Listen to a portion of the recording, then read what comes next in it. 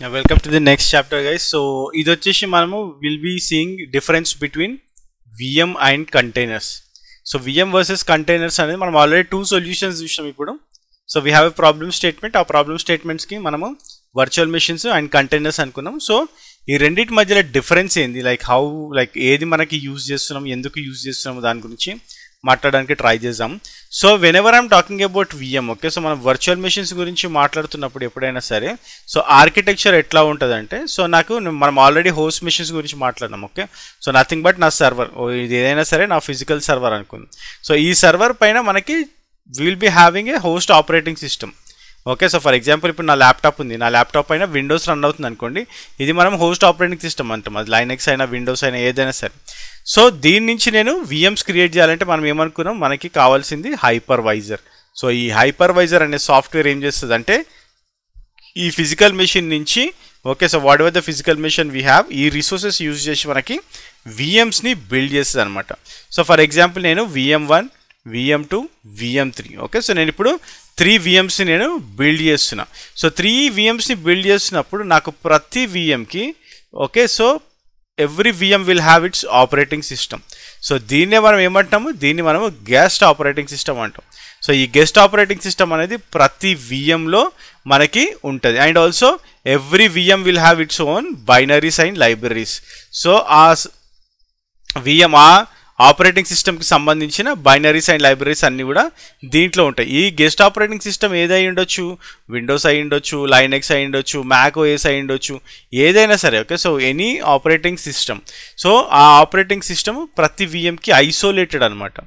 So ఒకదానికి ఒకటి సంబంధం ఉండదు. ఫర్ ఎగ్జాంపుల్ ఇందులో విండోస్ ఇన్స్టాల్ చేస్తా, దీంట్లో లైనెక్స్ ఇన్స్టాల్ చేస్తా, దీంట్లో మ్యాక్ ఓఎస్ ఇన్స్టాల్ చేస్తా, okay. So it totally depends on how we're doing and what is our requirement అనే దానిపైనే మనకు డిపెండ్ అయి ఉంటుంది.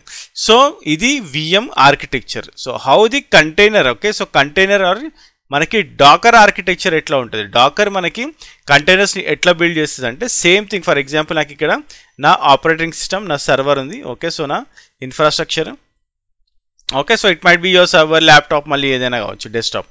దానిపైన మనకి హోస్ట్ ఆపరేటింగ్ సిస్టమ్ ఉంటుంది ఆబ్వియస్లీ. సో మనకి విండోస్, లైనెక్స్ లేకుండా మనం పని చేయలేం.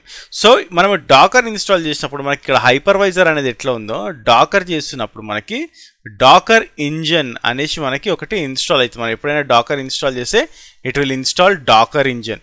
సో ఈ డాకర్ ఇంజన్ అనేది ఏం చేస్తుంది అంటే, ఈ డాకర్ ఇంజన్ నా హోస్ట్ ఆపరేటింగ్ సిస్టంలో ఉన్న లైబ్రరీస్ అండ్ బైనరీస్ యూజ్ చేసి నాకు కంటైనర్స్ని క్రియేట్ చేస్తుంది, okay. So it will create containers on top of this.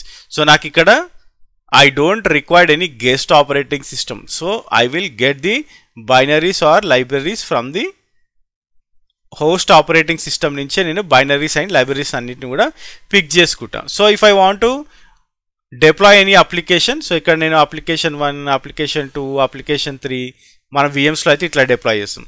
మన కంటైనర్లో కూడా like if I want to have application A, application B, application C, okay. So ఈ విధంగా మనము డిప్లాయ్ చేసుకోవచ్చు అనమాట. సో ఇక్కడ ఏంటంటే నాకు ఈ గెస్ట్ ఆపరేటింగ్ సిస్టమ్ అనేది అవసరం లేదు. So it will pick everything, అంటే నా బైనరీస్ అండ్ లైబ్రరీస్ అన్నీ కూడా నా హోస్ట్ ఆపరేటింగ్ సిస్టమ్ నుంచే పిక్ చేసుకుంటుంది అనమాట.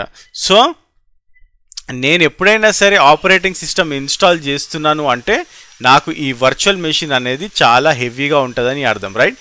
So this virtual machine will be heavy, అంటే హెవీ వెయిట్ మెషిన్స్ అనమాట ఇవి. ఎందుకంటే దీంట్లో మనకి గెస్ట్ ఆపరేటింగ్ సిస్టమ్ అనేది రన్ అవుతుంది కాబట్టి. అదే నాకు డాకర్ అనేది లైట్ వెయిట్. ఎందుకు ఇది లైట్ వెయిట్ అంటున్నాం అంటే, మనకి ఇక్కడ ఎక్కడ కూడా ఆపరేటింగ్ సిస్టమ్ అనేది ఇన్స్టాల్ చేస్తలేం మనం కంటైనర్లో. We're using the libraries and binaries from our host machine. మన హోస్ట్ మెషిన్ నుంచే మనము అవన్నిటిని కూడా పిక్ చేసుకుంటున్నాం. అంటే హోస్ట్ ఆపరేటింగ్ సిస్టమ్ యూజ్ చేసుకొని మనము కంటైనర్ని క్రియేట్ చేస్తున్నాం అనమాట. So the reason why Docker అంటే కంటైనర్స్ అనేవి మనకి చాలా ఈజీ టు మేనేజ్ అండ్ చాలా easy to build your application on top of Dockers. So now మనము కొన్ని డిఫరెన్సెస్ చూసాం, అసలు డిఫరెన్సెస్ ఎట్లా ఉంటుంది, ఎట్లా డిఫరెంట్ చేస్తాం అనేది చూడడానికి ట్రై చేద్దాం, ఓకే. సో కంటైనర్స్కి VMస్కి తేడా అయింది. సో ఇక్కడ చూడండి, కంటైనర్స్ అనేది షేర్స్ OS రిసోర్సెస్, అంటే మన హోస్ట్ మెషిన్లో ఉండే ఆపరేటింగ్ సిస్టమ్స్ ఏవైతే ఉన్నాయో ఆ ఆపరేటింగ్ సిస్టమ్ అనేది షేర్ చేసుకుంటుంది రిసోర్స్ అన్నిటిని కూడా. అదే మనకి విఎంలో అయితే it will have its own operating system. మనం ఆల్రెడీ మాట్లాడడం, దీన్నే మనము గెస్ట్ ఆపరేటింగ్ సిస్టమ్ అంటాం. సో డెడికేటెడ్గా మనకి ఆపరేటింగ్ సిస్టమ్ అనేది రన్ అవుతూ ఉంటుంది. సో అది హెవీ వెయిట్ కాబట్టి ఇట్స్ ఆల్వేస్ డాకర్ అనేది నాకు లైట్ వెయిట్ అప్లికేషన్ కాబట్టి ప్రిఫరబుల్గా మనం యూజ్ చేయొచ్చు. ఐడియల్ ఫర్ షార్టర్ యాక్టివిటీస్, అంటే లైక్ ఎప్పుడైనా సరే if I want to run any activity, నేను ఏదైనా అప్లికేషన్ టెస్ట్ చేయాలన్నా, ఏదైనా అప్లికేషన్ డిప్లాయ్ చేయాలన్నా, స్మాలర్ యాక్టివిటీస్ ఏదైనా ఉంటాయంటే మనము కంటైనర్స్ని యూజ్ చేయొచ్చు. అదే నాకు లాంగ్ రన్ అంటే ఇప్పుడు మనకి లైనెక్స్ బాక్సెస్ రన్ అవుతూ ఉంటాయి, దాంట్లో లాంగ్ రన్ అప్లికేషన్స్ రన్ చేస్తూ ఉంటాం మనం. అందుకని విఎమ్స్లో చూసినట్టయితే మనకి రియల్ టైంలోకి వెళ్ళినప్పుడు మీకు రెడ్ హ్యాట్ మెషిన్స్లోనే అన్నీ కూడా రన్ అవుతూ ఉంటాయి. అంటే like most of the applications మీకు రెడ్ హ్యాట్ వర్చువల్ మెషిన్స్లో అన్న రన్ అవుతూ ఉంటాయి, లేదంటే క్యూబర్నెటిస్లో కంటైనరైజ్డ్ ప్లాట్ఫామ్స్ మైక్రో సర్వీసెస్ అయితే మనకి క్యూబర్నెటిస్లో రన్ అవుతూ ఉంటాయి అనమాట. మనం ఇంకా క్యూబర్నెటిస్కి వెళ్ళలేదు కాబట్టి వీఆర్ టాకింగ్ అబౌట్ మన కంటైనర్స్ అందాం. కంటైనర్స్ ప్లాట్ఫామ్స్ కాబట్టి డాకర్ వస్తుంది పిక్చర్లోకి.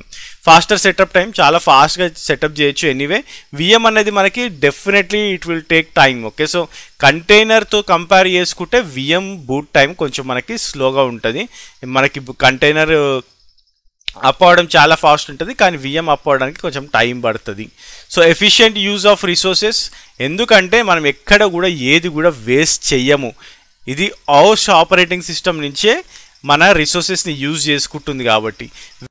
అదే మనకి విఎంలో వేస్టేజ్ ఆఫ్ రిసోర్సెస్ ఎందుకు ఉంటాయి అంటే, మనకి జనరల్గా ఇప్పుడు ఒక అప్లికేషన్ని డిప్లాయ్ చేస్తున్నాం, నా విఎం వచ్చేసి ఇప్పుడు for example I'm going with 6 GB RAM విఎంతో వెళ్ళినా నేను, కానీ నా అప్లికేషన్ వచ్చేసి 4 GB ర్యామే యూజ్ చేసుకుంటుంది. అంటే మిగతా 4 GB ర్యామ్ మనము వేస్ట్ చేస్తున్నామని అర్థం. ఓకే, సో అందుకోసం అని వేస్టేజ్ ఆఫ్ రిసోర్సెస్ అనేది మనకి విఎంలో కనిపిస్తుంది.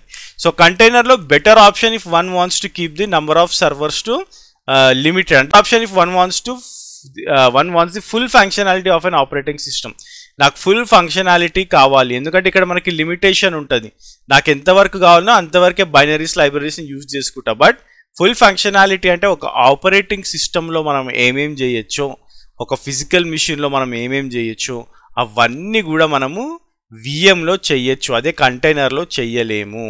ఎందుకంటే ఒక్కొక్కసారి మనం సెక్యూరిటీ కన్సర్న్స్లో మనం అసలు రూట్ యాక్సెస్ కూడా ఇవ్వము కంటైనర్లో.